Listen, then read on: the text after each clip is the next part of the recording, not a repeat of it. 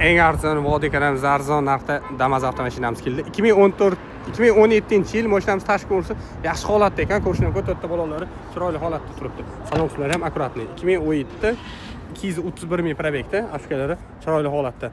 Toza chexollari, barlari, ko'rilari, temir gazlari, patologlarni ham qildirib, chiroyli qildirib bo'lgan ekan egalari. Salon qismlari akkuratli bo'lib turibdi. Kolonkalargacha bor ekan. Eshiklarda gazlagich o'sib qo'shgan, ham propani ham bor ekan, ham temir gazi ham bor ekan egalari.